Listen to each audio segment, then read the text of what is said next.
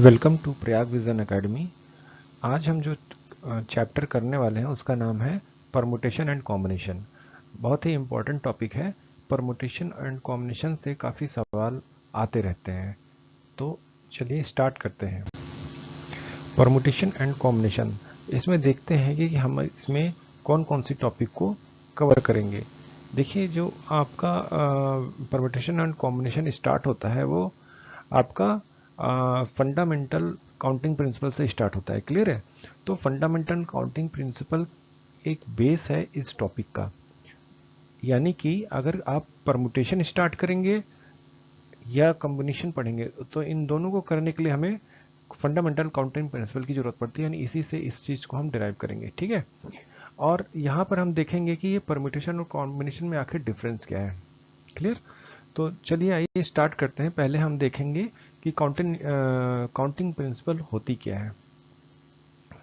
Fundamental counting principle, fundamental counting principle होता है जहां पर कोई इवेंट होता है और उस इवेंट के जो आउटकम्स हैं, यानी उस इवेंट के जो पॉसिबिलिटीज है, उस इवेंट्स की जो होने वाली मतलब जितने भी पॉसिबिलिटीज है उसे हम आउटकम्स बोलते हैं, और वो कितनी है ये फाइंड करते हैं। ठीक है? इसी को आपका क्या कहते हैं, फंडामेंटल काउंटिंग प्रिंसिपल बोलते हैं। जैसे अगर आपके पास क्या है, 2 या 2 से अधिक इवेंट है, कितना, 2 या 2 से अधिक इवेंट है, तो आपको क्या करना है, इसमें उन इवेंट्स के आउटकम्स, उस इवेंट्स की जो पॉसिबिलिटीज है उनको मल्टीप्लाई कर लेंगे। ठीक है? और जो भी उस पॉसिबिलिटीज का जो रिजल्ट आएगा मल्टीप्लाई करने से, वही आपकी क्या आ जाएगी, टोटल पॉसिबिलिटीज आ जाएगी। ठीक? जैसे मान लीजिए आपके पास कोई इवेंट है और उसकी होने की जो पॉसिबिलिटीज है वो एम टाइप की है, यानी कि जो उसके आउटकम से कितने हैं, एम पॉसिबल है। ठीक है? फिर उसके बाद आपके पास एन पॉसिबल आउटकम्स हैं दूसरे इवेंट के। तो इन दोनों इवेंट्स की टोटल आउटकम्स कितने होंगे एक साथ। ठीक है? तो हम क्या करेंगे, दोनों ही आउटकम्स को मल्टीप्लाई कर लेंगे। इसी को हम लोग क्या कह देते हैं, इसी को हम लोग कहते हैं fundamental counting principle. Clear? For the two events together, यानी कि दोनों इवेंट के साथ साथ होने की जो पॉसिबल आउटकम्स हैं वो m इंटू एन हो जाएंगे। ठीक है? चलिए आज इसको हम लोग एग्जाम्पल के थ्रू देखते हैं। एग्जाम्पल में है आपका, यदि आपके पास क्या है, 3 डिफरेंट शर्ट्स है। ठीक है? 3 डिफरेंट शर्ट्स है एंड 2 टाइप्स ऑफ पैंट है, तो हम कितने आउटफिट बना सकते हैं, हम कितने आउटफिट बना सकते हैं, या यूं कहें कि हम कितने कॉम्बिनेशन बना सकते हैं। ठीक है? 3 pants and 2 type of shirts है। ठीक? तो हम क्या करेंगे, एक इवेंट आपका ये हो गया जिसका आउटकम ये है दूसरा इवेंट आपका ये हो गया। ठीक है? तो इन दोनों आउटकम्स को मल्टीप्लाई कर लेंगे तो हमारे पास टोटल कितने आउटफिट्स आ जाएंगे, कितने कॉम्बिनेशन बनेंगे, 6 कॉम्बिनेशन बनेंगे। ठीक? तो बहुत ही इजी एग्जांपल है ये, आपको दिख रहा होगा। आगे देखते हैं अगला एग्जांपल। मान लेते हैं फॉर अ कॉलेज इंटरव्यू, किसी कॉलेज में कोई इंटरव्यू है और Robert has a choice, Robert कोई स्टूडेंट है और उसके पास चूज करने के लिए जो कपड़े हैं वो क्या क्या है, आपके पास 4 पैंट्स है, रॉबर्ट के पास क्या है, 4 पैंट्स है, 3 शर्ट्स है। ठीक है? 2 शूज है और 5 टाइज है। 4 पैंट्स है, 3 शर्ट्स है, 2 शूज है और 5 टाइज है। क्लियर? तो कितने पॉसिबल आउटकम्स होंगे, या कि यूं कह लें कितने कॉम्बिनेशन बनेंगे, या ये यूं कह लें कि कितने यहाँ पर उसको चूज करने के लिए कितने आउटफिट्स बन जाएंगे। ठीक? सबका मतलब एक ही होता है, बस कहने के तरीके अलग अलग होते हैं। तो यहाँ पर आप देख रहे हैं कि जो भी आउटकम्स बने हैं इनको हम क्या कर लेंगे, मल्टीप्लाई कर लेंगे, और जो रिजल्ट हमें मिलेगा वो आपका रिजल्ट हो जाएगा। ठीक है? तो इस तरह से आप समझ सकते हैं। ठीक? अगर ये फंडामेंटल काउंटिंग प्रिंसिपल क्लियर हो गया हो तो हम आगे देखते हैं कि परमुटेशन क्या होता है। ठीक है? तो परमुटेशन क्या होता है, अरेंजमेंट होता है। परमुटेशन क्या होता है, अरेंजमेंट होता है of items in a particular order. Particular order, यानी किसी पर्टिकुलर ऑर्डर में जो अरेंजमेंट हम करते हैं उसी को क्या कहते हैं, परमुटेशन कहते हैं। किसी पर्टिकुलर ऑर्डर में किसी आइटम को पर्टिकुलर ऑर्डर में अरेंज करना, किसी आइटम को पर्टिकुलर ऑर्डर में अरेंज करना क्या कहलाता है, परमुटेशन कहलाता है। तो ये इंपॉर्टेंट वर्ड हो गया पर्टिकुलर ऑर्डर, ठीक है, ऑर्डर वर्ड इंपॉर्टेंट हो गया। तो यहाँ पर इसका मतलब यह है कि परमुटेशन में क्या मैटर करता है, ऑर्डर मैटर करता है, ठीक है, क्या मैटर करता है, ऑर्डर मैटर करता है, ठीक। अब इसको फाइंड कैसे करते हैं, तो इसको फाइंड करने के लिए हमारे पास फॉर्मूला होता है कि यदि n आइटम्स हैं we can use the fundamental counting principle और फैक्टोरियल नोटेशन, ठीक है। हम क्या यूज करते हैं, इसी काउंटिंग प्रिंसिपल को यूज करते हैं, ठीक है, और इसी काउंटिंग प्रिंसिपल को फाइंड करने के लिए हम क्या क्या यूज करते हैं, फैक्टोरियल नोटेशन को। तो देखते हैं कि फैक्टोरियल क्या होता है, ठीक है, उसको हम अभी आगे देखेंगे, थोड़ा सा एग्जांपल के थ्रू पहले इसे समझ लें, ठीक है। तो मान लीजिए आपके पास 3 लेटर्स है एक्स वाई जेड, इन 3 लेटर को आपको अरेंज करना है, 3 लेटर को क्या करना है, अरेंज करना है, ठीक है। जब 3 लेटर को अरेंज करेंगे तो कैसे अरेंज करेंगे, हमारे पास कितने प्लेस बचेंगे, 3 प्लेस ही हैं, ठीक है, 3 प्लेस पे अरेंज करना है। टोटल नंबर कितने हैं, 3 लेटर्स है। तो ये जो फर्स्ट प्लेस है, फर्स्ट आपका प्लेस है, इस प्लेस पे कितने लेटर्स आ सकते हैं, इन तीनों में से कोई भी आ सकता है, यानी कि 3 आ सकते हैं। हमारे पास चॉइस कितनी है, 3 के आने की है, ठीक है। तो जो फर्स्ट प्लेस है उसको हम 3 काउंटिंग से उसको फिल कर सकते हैं, 3 तरह से उसको फिल कर सकते हैं, ठीक। एक्स भी आ सकता है, वाई भी आ सकता है, जेड भी आ सकता है, ठीक। सेकंड के लिए हमारे पास अब एक तो फिक्स हो गया, यहाँ पर एक प्लेस फिक्स हो गया, अब एक कम हो जाएगा तो 3 तो यहाँ बचेगा नहीं, कितने बच जाएंगे, 2 बच जाएंगे, कोई भी रिमेनिंग, ठीक है, कोई भी 2 रिमेनिंग, ठीक। अब उनमें से हमारे पास प्लेसेस कितने बच रहे हैं, 2 ही प्लेसेस बच रहे हैं। तो 2 प्लेस में यानी कि सेकंड प्लेस पे जो हमें एलिमेंट या जो भी लेटर्स फिल करने हैं उसके लिए कितनी अवेलेबिलिटी है, लेटर्स की 2 ही अवेलेबिलिटी है। तो number of choices for the second blank हमारे पास कितना आ जाएगा, 2 आ जाएगा, ठीक है। इसी तरीके से number of choices for the third blank कितना आ जाएगा, 1 आ जाएगा, क्योंकि हर एक में एक एक लेटर्स कम होते जाएंगे, ठीक है। तो हमारे पास एक्चुअली बचा क्या, मिला क्या हमें, 3, एक 3 आउटकम्स हो गया और एक 2 आउटकम्स हो गया, एक 1 आउटकम्स हो गया। तो टोटल कितने आउटकम्स हो गए, 3 इंटू 2 इंटू 1, ठीक है, कितना हो गया, 3 इंटू 2 इंटू 1। ये आपका अरेंजमेंट हो गया, और ये इसी अरेंजमेंट को फैक्टोरियल नोटेशन में हम ऐसे लिखते हैं, ठीक है। 3 लेटर्स है तो 3 फैक्टोरियल कर दिया, ठीक। इतने तरीके से हम इसे अरेंज कर सकते हैं। जो इस अभी हम फैक्टोरियल के बारे में नेक्स्ट स्लाइड में देखेंगे कि इसको हम किस तरह से इसको डिफाइन करते हैं, ठीक है। फिलहाल हम इस अरेंजमेंट को देखेंगे कि हम इसको अरेंज कैसे कर सकते हैं। तो यहाँ पर देखिए एक अरेंजमेंट दे रखा है कि x को फिक्स किया तो yz बना, इसको रिवर्स किया तो दूसरा अरेंजमेंट मिल गया, फिर y को फिक्स किया, y xz लिखा, इसको रिवर्स किया तो एक और अरेंजमेंट मिला, इसी तरह से ये अरेंजमेंट मिला। तो टोटल हमें कितने अरेंजमेंट मिलेंगे, 6 अरेंजमेंट मिलेंगे, इसके अलावा कुछ भी नहीं मिलेगा। छोटा नंबर है इस वजह से ऐसा कर लिया, लेकिन अगर बड़े नंबर्स आते हैं तो हम ऐसा नहीं कर पाएंगे, ठीक है। तो उसके लिए हमें फैक्टोरियल का यूज करना पड़ता है। तो चलिए देखते हैं कि फैक्टोरियल होता क्या है। तो फैक्टोरियल क्या होता है, नॉन निगेटिव इंटीजर्स होते हैं। देखिए फैक्टोरियल क्या होता है, नॉन निगेटिव इंटीजर्स होते हैं, इसे डिनोट करते हैं एन फैक्टोरियल से, और ये एक प्रोडक्ट होता है all positive integer less than equal to n, ठीक है। पॉजिटिव इंटीजर्स का मल्टीप्लिकेशन होता है, ठीक है, जो n से छोटे होते जाते हैं। देखिए n से छोटे होते जाते हैं ना, जब तक ये 1 ना आ जाए, क्लियर है। तो इसी के प्रोडक्ट को हम क्या बोलते हैं, n फैक्टोरियल बोलते हैं, ठीक, क्लियर। तो बाय कन्वेंशन जो 0 फैक्टोरियल होता है उसकी वैल्यू कितनी होती है, 1 होती है। 0 फैक्टोरियल की वैल्यू कितनी होती है, 1 होती है। 1 फैक्टोरियल की वैल्यू कितनी होगी, 1 होगी, ठीक है। 2 फैक्टोरियल की वैल्यू कितनी होगी, 2 इंटू 1 इक्वल टू 2 होगी, ठीक। 3 फैक्टोरियल की वैल्यू 6 होगी, इसी तरह से हम 4 निकाल सकते हैं, 5 निकाल सकते हैं, 6, इसी फॉर्मूले से हम निकाल सकते हैं। बेसिक हमें क्या ध्यान रखना है कि 0 फैक्टोरियल की वैल्यू 1 होती है, ठीक है, और 1 फैक्टोरियल की वैल्यू भी 1 होती है, क्लियर है। तो इस तरह से हम फैक्टोरियल को डिफाइन करते हैं। आगे हम देखते हैं कि ये परमुटेशन का फॉर्मूलेशन कैसा होता है, ठीक है। तो तो to find the number of permutation of n item chosen r at a time you can use this formula. ठीक है, तो यानी कि हमें टोटल नंबर ऑफ आइटम्स कितने n है, हमें n में से कितने को सेलेक्ट करना है, r को सेलेक्ट करना है, तो उसका अरेंजमेंट कैसा होगा, n factorial upon n minus r का फैक्टोरियल। ठीक है, ये आपका NPR फार्मूला कहलाता है, इसे हम लोग परमुटेशन फार्मूला बोलते हैं। ठीक है, तो परमुटेशन फार्मूला इसी तरह से निकलता है, ये हमें लर्न करना पड़ेगा। और यहाँ पर देखिए जो r की जो वैल्यू है वो 0 से लेकर के n तक होती है। ठीक है, 0 भी हो सकती है और n भी हो सकती है। अगर यहाँ पर r की वैल्यू को अगर हम 0 पुट कर देते हैं तो ये n फैक्टोरियल होगा, n factorial upon n factorial cancel हो जाएगा, तो यहाँ इसकी वैल्यू 1 बच जाएगा। ठीक है, और अगर n रख देते हैं तो ये 0 हो जाएगा, और 0 का फैक्टोरियल की वैल्यू भी 1 होता है, 0 फैक्टोरियल की वैल्यू कितनी होती है, 1 होती है।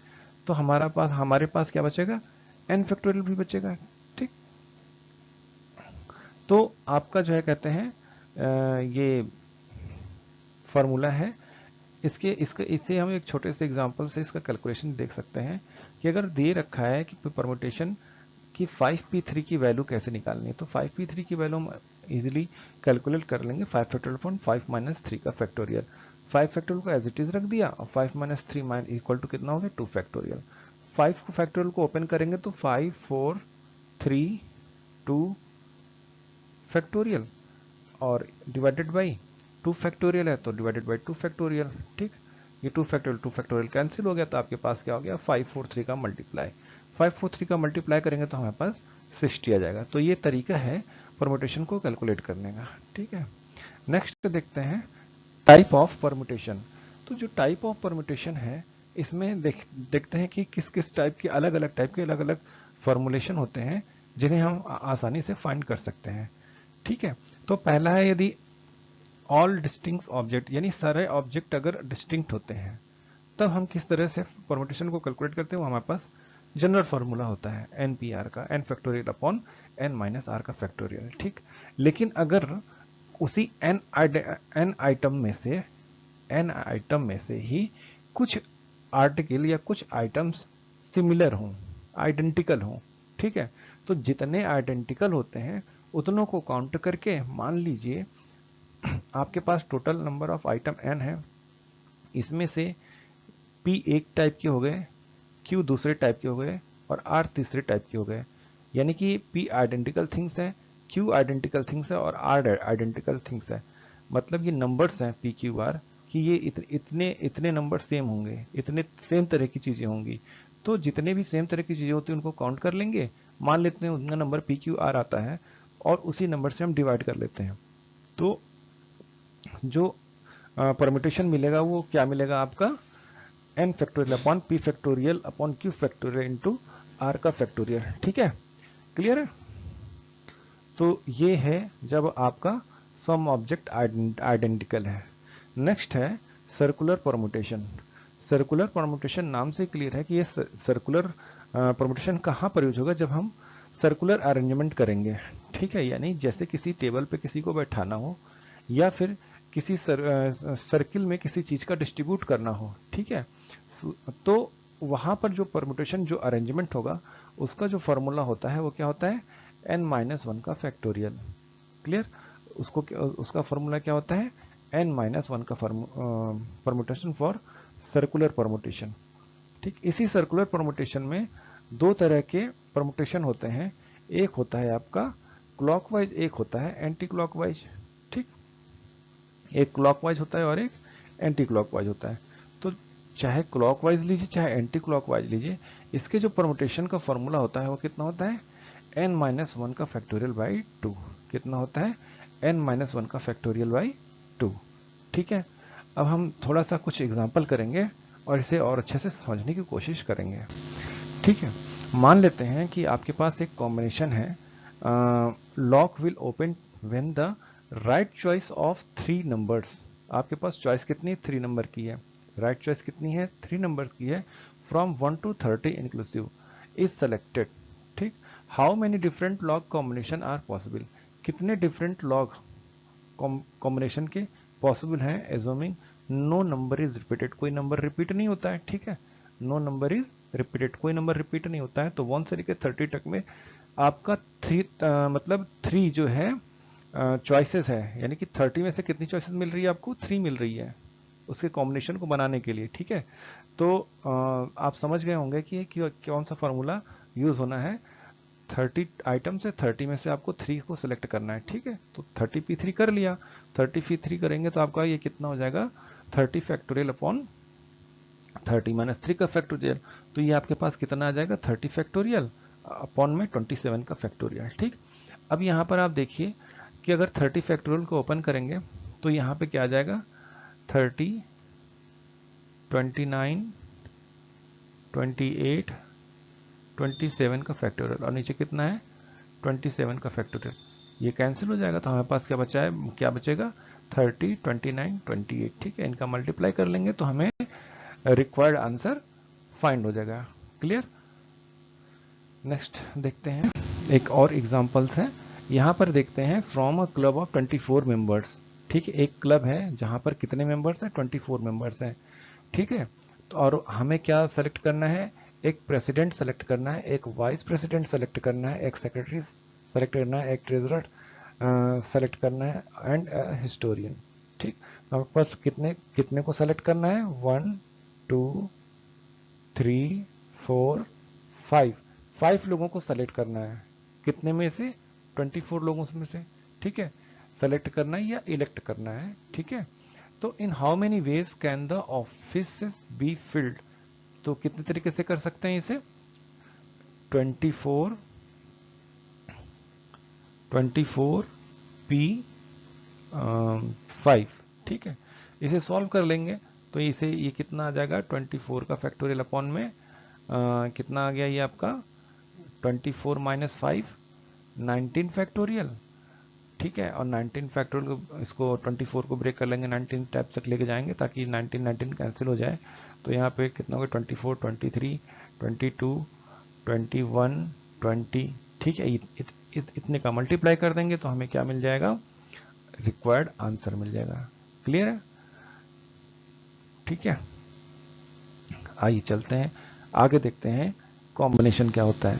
तो कॉम्बिनेशन क्या होता है? कॉम्बिनेशन भी एक अरेंजमेंट ही होता है, ठीक है। जैसे परमुटेशन अरेंजमेंट होता है, कॉम्बिनेशन भी यहाँ पे एक अरेंजमेंट ही होता है, ठीक है। और इसे कैलकुलेट कैसे करते हैं? यहाँ पर ध्यान देने वाली बात है, कॉम्बिनेशन इज एन अरेंजमेंट, ठीक, of items in which order does not matters. यहाँ पर जो ऑर्डर होता है अरेंजमेंट का, वो मैटर नहीं करता, वो मैटर नहीं करता, ऑर्डर मैटर नहीं करता है, ठीक है। वहां पर ऑर्डर मैटर करता था, यहाँ पर ऑर्डर मैटर नहीं करता है, ठीक है। और यही यही बेसिक डिफरेंस है परमुटेशन और कॉम्बिनेशन दोनों में, कि ऑर्डर का डिफरेंस होता है। वहां पर ऑर्डर मैटर करता है परमुटेशन में, कॉम्बिनेशन में ऑर्डर मैटर नहीं करता, ठीक है। Order does not matter. आगे देखते हैं, अगर मान लीजिए आपके पास order does not matter in combination, there are fewer combinations. Fewer combination यानी कि कुछ कम कॉम्बिनेशन बनेंगे, ठीक है। किसके रिस्पेक्ट में? परमुटेशन के रिस्पेक्ट में। अगर ऑर्डर मैटर करता तो ज्यादा परमुटेशन बनता, ऑर्डर मैटर नहीं करेगा तो कम अरेंजमेंट होंगे। जो अरेंजमेंट कम होंगे उसे हम कॉम्बिनेशन बोल देंगे, और जो अरेंजमेंट ज्यादा होगा उसे हम परमुटेशन बोल देंगे, ठीक है। द कॉम्बिनेशन आर, ऐसा हम कह सकते हैं कि अगर ये कम है तो अरेंजमेंट ही, ठीक है। तो जो कॉम्बिनेशन होगा वो क्या होगा? सबसेट ऑफ परमुटेशन होगा। क्या होगा? सबसेट ऑफ परमुटेशन होगा। यहां से एक अच्छा क्वेश्चन बन सकता है, और कभी भी कहीं भी किसी भी एग्जाम में ये पूछा जा सकता है कि combination is subset of permutation. Clear है? आपको यस या नो या फिर कोई कोई भी ऑप्शन या किसी भी तरीके से क्वेश्चन आ सकता है। तो आपको ध्यान रखना पड़ेगा कि जो कॉम्बिनेशन होता है वो फीवर होता है परमुटेशन से, ठीक है। क्योंकि ये डिपेंड ही नहीं करता ऑर्डर पर, और ये ऑर्डर डिपेंडेंट होता है, यानी कि ये ऑर्डर मैटर करता है इसमें, यहाँ पे ऑर्डर मैटर नहीं करता, ठीक है। तो होते दोनों अरेंजमेंट ही हैं। क्लियर? तो अब इसका फॉर्मूला देखते हैं कि इसका फॉर्मूला क्या होता है। To find the number of combinations of n items choose n r at a time. तो यहाँ पर जो फॉर्मूला होता है उसे हम कैसे लिखते हैं? एनसीआर के फॉर्म में लिखते हैं, ठीक है। तो एनसीआर, सी फॉर कॉम्बिनेशन। तो n C r is equal to कितना होगा, एन फैक्टोरियल अपॉन में r factorial into n minus r factorial. यहाँ पर हम देखेंगे कि जो परमुटेशन और कॉम्बिनेशन में जो डिफरेंस है वो आर फैक्टोरियल का है। यही मैटर करता है कि ऑर्डर के टर्म में, यहाँ पे ऑर्डर मैटर नहीं करता, तो ये वाला टर्म डिवाइड में चला जाता है जिससे कि ये कम हो जाता है, बल्कि ये है कितना, ये एन पी आर ही तो है। ठीक है, तो यानी कि हम लोग एक फॉर्मूला और भी डिराइव कर सकते हैं क्या, कि n C r is equal to n P r upon में आर फैक्टोरियल। क्लियर है, ये भी बना सकते हैं। ठीक, तो इस तरीके से हम, ये फॉर्मूला है जिसे हम समझ सकते हैं। ठीक, एग्जांपल देखते हैं कि to find the number of combination of n items within r at a time you can use this formula n C r is equal to n factorial upon r factorial n minus r factorial. Clear है, तो इसे एक example के through देख लेते हैं कि 5C3 अगर हमें कैलकुलेट करना है तो हम कैसे कैलकुलेट करेंगे। इजी ही है। ठीक है, 5 फैक्टोरियल अपॉन में 3 फैक्टोरियल आर फैक्टोरियल और n माइनस आर फैक्टोरियल यानी कि 2 फैक्टोरियल, ये हो गया, तो ये हो गया। ठीक है, इसे हम सॉल्व कर लेंगे। यहाँ पर कैसे लिखेंगे, 5 4 इंटू 3 का फैक्टोरियल अपॉन में यहाँ पे क्या आ जाएगा, 3 फैक्टोरियल इंटू 2, ये कैंसिल हो गया, ये इससे कैंसिल हो गया, आपका आंसर आ गया 10। क्लियर है, समझ में आ गया होगा, आसानी है। नेक्स्ट देखते हैं, to play a particular card game each player is dealt 5 card. कितने कार्ड को डेल्ट करते हैं, 5 कार्ड को डेल्ट करते हैं from the starting deck of 52 cards. कितने कार्ड में से, 52 कार्ड में से। तो how many different hand are possible, तो कितने अलग अलग हैंड पॉसिबल हैं, ये हमें फाइंड करना है, कितने अलग अलग हैंड पॉसिबल हैं। ठीक है, अगर 5 कार्ड वहां से डेल्ट करने हैं तो ठीक, तो हम क्या करेंगे, यही फॉर्मूला लगा लेंगे। हमें 52 कार्ड में से कितने कार्ड को निकालना है, 5 को निकालना है, तो ये कितना हो गया, 52C5। ठीक है, 52C5, इसे कैलकुलेट कर लेंगे तो ये कितना आ जाएगा आपका, 52 फैक्टोरियल अपॉन में 5 फैक्टोरियल यानी कि r फैक्टोरियल हो गया, और 5 इसमें से माइनस कर लीजिए। 5 माइनस करेंगे तो n माइनस आर कितना हो जाएगा, 52 माइनस 5, 52 माइनस 5 कितना हो गया, 253 यानी कि 47 का फैक्टोरियल। ठीक, इसे हम ब्रेक करेंगे तो ये कितना हो गया, 52 51 47 तक ले जाना है। ठीक है, 50, फिर आपका हो गया 49, फिर आपका हो गया 48 और छोड़ दीजिए इसके बाद, क्योंकि ये मान लीजिए कैंसिल हो जाएगा, 5 फैक्टोरियल 5, उसके बाद आपका हो जाएगा 4 3 2। इसे सॉल्व करेंगे तो सॉल्व करने के बाद हमें ये रिजल्ट मिल जाएगा। ठीक है, यहां से क्लियर है। चलिए अब नेक्स्ट एग्जांपल देखते हैं। नेक्स्ट एग्जांपल है, a student must answer 3 out of 5 easy questions. ठीक है, 5 इजी क्वेश्चन में से आपको 3 आंसर देना जरूरी है किसी टेस्ट में। In how many ways can the student select the question, तो स्टूडेंट किस तरीके से, कितने तरीके से उस क्वेश्चन को सेलेक्ट करेगा 5 इजी क्वेश्चन में से 3 को आंसर करने के लिए। तो हम क्या रूल्स अपनाएंगे, सिंपल 5C3 कर लेंगे। ठीक है, क्या करेंगे, 5C3, बहुत ही आसान हो गया। 5C3 करेंगे तो 5 फैक्टोरियल अपॉन में 3 फैक्टोरियल इंटू में 2 फैक्टोरियल, इसे सॉल्व कर लेंगे तो 10 आ जाएगा। क्लियर, ठीक है, ऐसे।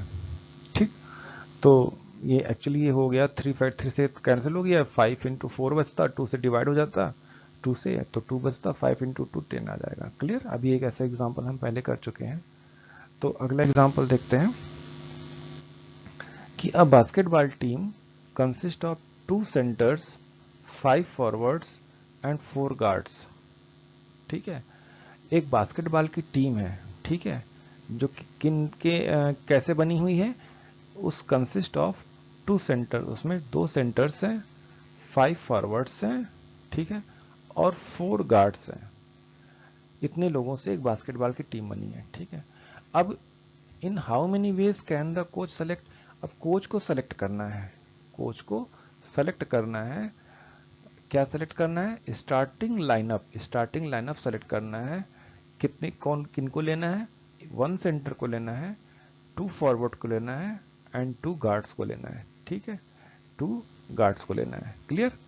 तो इनको हम कैसे करेंगे, देखिए पहले तो हम ये देख लें कहाँ से क्या ले रहे हैं। टोटल हमारे पास टीम इतने लोगों की है, इनमें से हमें यानी कि 2 सेंटर में तो कितने सेंटर लेने हैं, 1 सेंटर लेना। तो 2C1 हो गया। ठीक है, कितना हो गया, 2C1। ऐसे 2C1 हो गया। तो 2 फैक्टोरियल अपॉन 1 फैक्टोरियल, 2 माइनस 1 का फैक्टोरियल, इसका रिजल्ट कितना आ जाएगा, 2 आ जाएगा। ठीक है, उसके बाद हमारे पास किसको लेना है, 2 फॉरवर्ड को लेना है। तो हमारे पास टोटल फॉरवर्ड कितने हैं, 5 फॉरवर्ड है।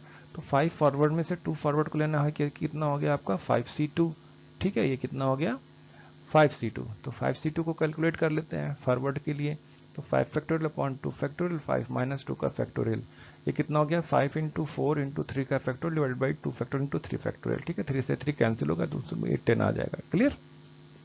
उसके बाद लास्ट है आपका 4 गार्ड्स। अब 4 गार्ड में से आपको कितने गार्ड सेलेक्ट करने हैं, 2 गार्ड सेलेक्ट करना है। ठीक है, तो ये कितना हो गया 4C2।